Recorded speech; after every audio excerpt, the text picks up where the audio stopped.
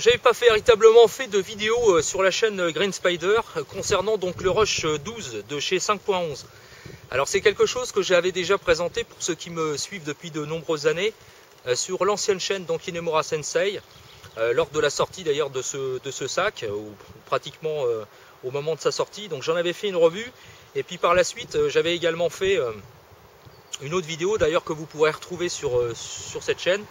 Je vais vous laisser le lien comme à l'accoutumée dans le coin pour que vous puissiez aller voir. C'était sur le Rush 24 Responder, donc qui reprenait quand même plus ou moins le même concept, même si on était dans un volume bien différent et surtout dans un ensemble, un coloris qui était et puis des utilisations qui étaient bien différentes du 12.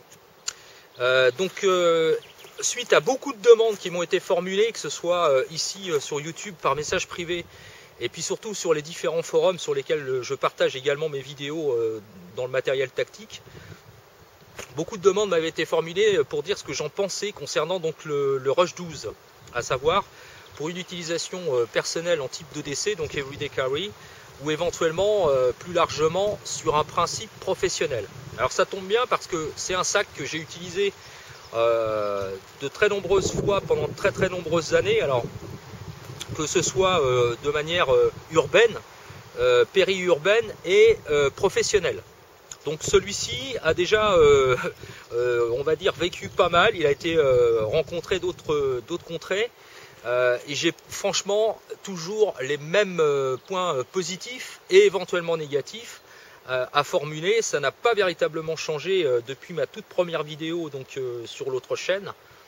C'est à savoir que pour moi, ça reste pratiquement, on va dire, un incontournable dans le paysage tactique d'aujourd'hui. Alors même si beaucoup d'autres constructeurs industriels dans le domaine militaire, tactique, etc. se sont très largement inspirés d'ailleurs de la modélisation du Rush, en proposant notamment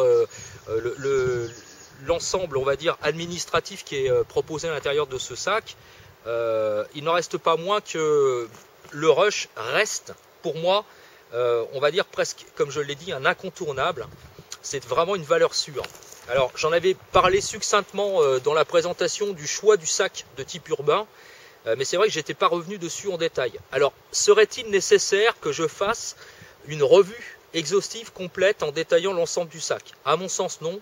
Premièrement, parce qu'il y a eu beaucoup de vidéos qui ont été, énormément, qui ont été proposées sur ce sac, notamment outre-Atlantique, par les Américains, et puis également par pas mal de youtubeurs français, donc je ne vais pas revenir sur la présentation de ce sac. Pour ceux que ça intéressera, vous n'avez qu'à aller fouiller sur le net. Il y a pas mal de revues qui ont été proposées, à la fois dans ce type de coloris ou dans le noir, et également dans le multicam.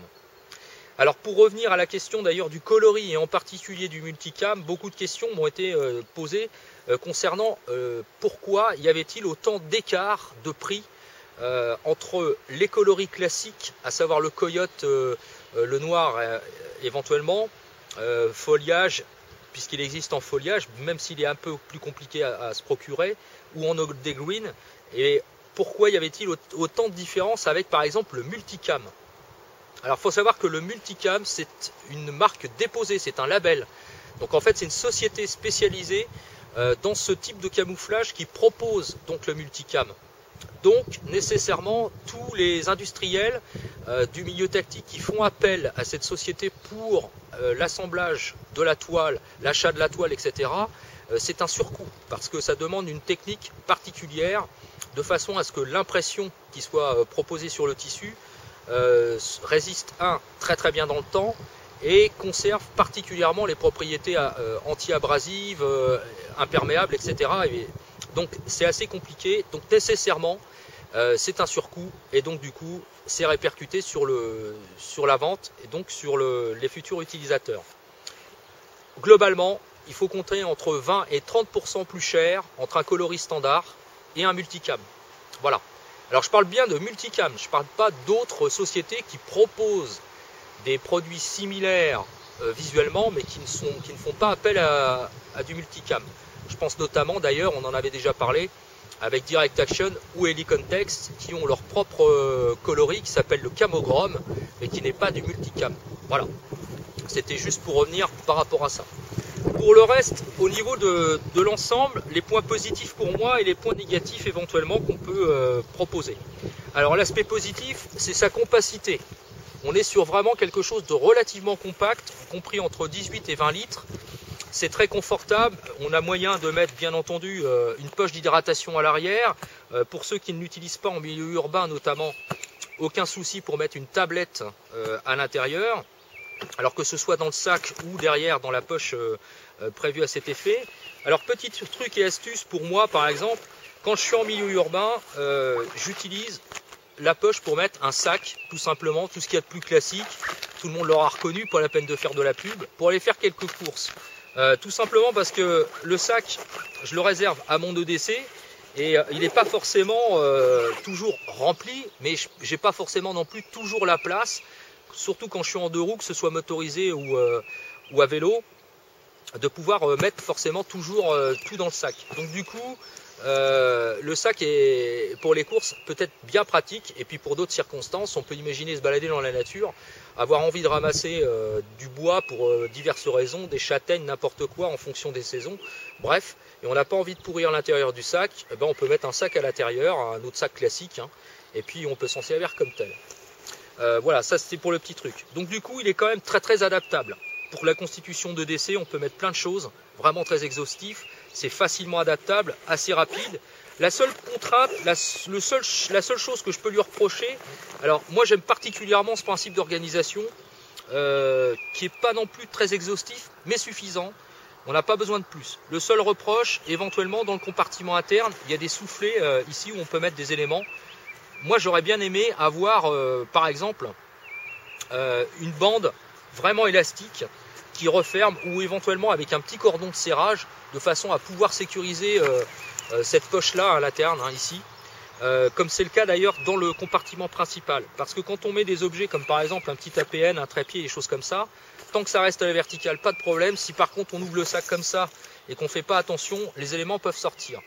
Bon, c'est pas voilà, c'est pas non plus quelque chose de dramatique, mais sur les critiques, c'est ce que j'aurais aimé trouver sur ce type de sac.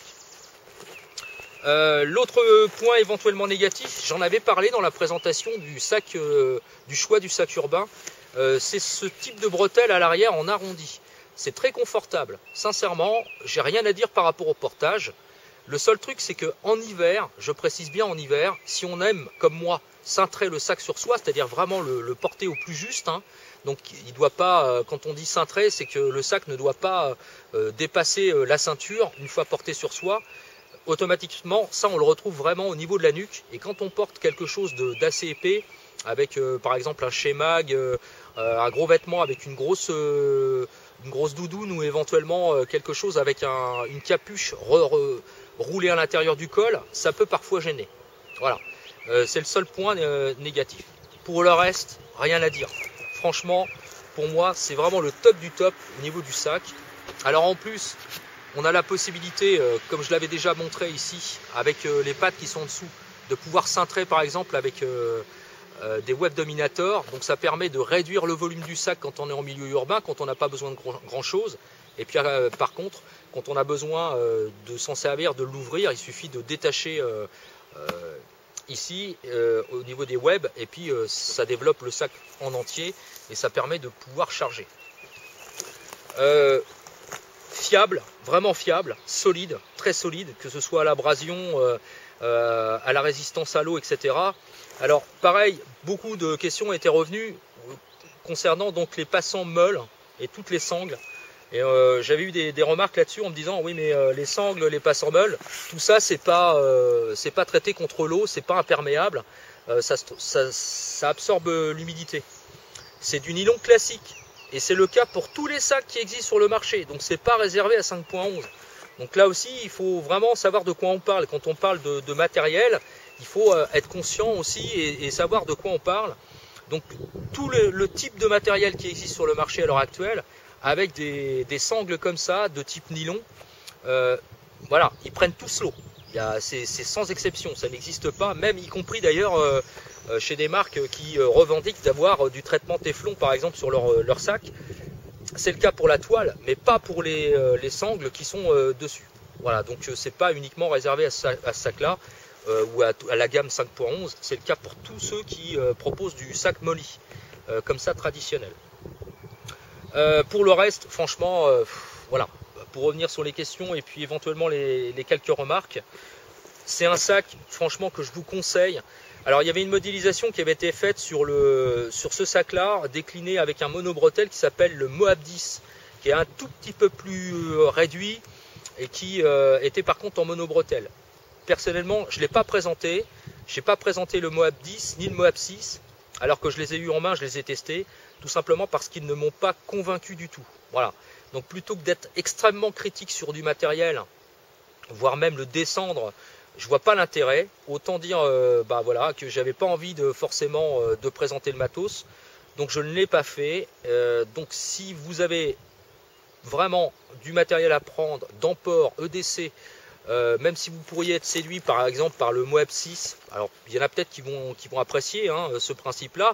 Moi, ce qui m'avait gêné là-dessus principalement sur le Moab 10 et le Moab 6, c'était la sangle de portage qui était très fine, très souple et qui avait tendance à être désagréable au portage, parfois sans mêler.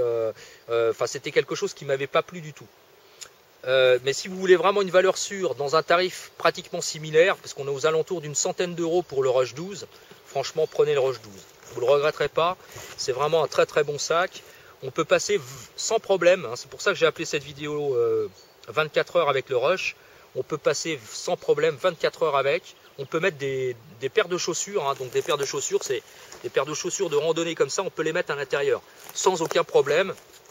On peut mettre un change, pantalon, une veste comme celle que je porte sur moi. À l'intérieur d'ailleurs, pour ne parler que du principe d'emport de ce que je porte moi à l'intérieur, dans le soufflet ici, j'ai ceci. Donc ça, c'est une veste Arc'teryx, donc qui est compressible contre l'humidité. Donc on peut très bien penser à ça. J'ai également une trousse bobologique, j'ai pas mal de choses dans les filets. Et malgré tout, il reste de la place. Donc ça veut dire que vraiment, on peut quand même charger sans problème. Donc on peut facilement se constituer ce type de sac pour 24 heures.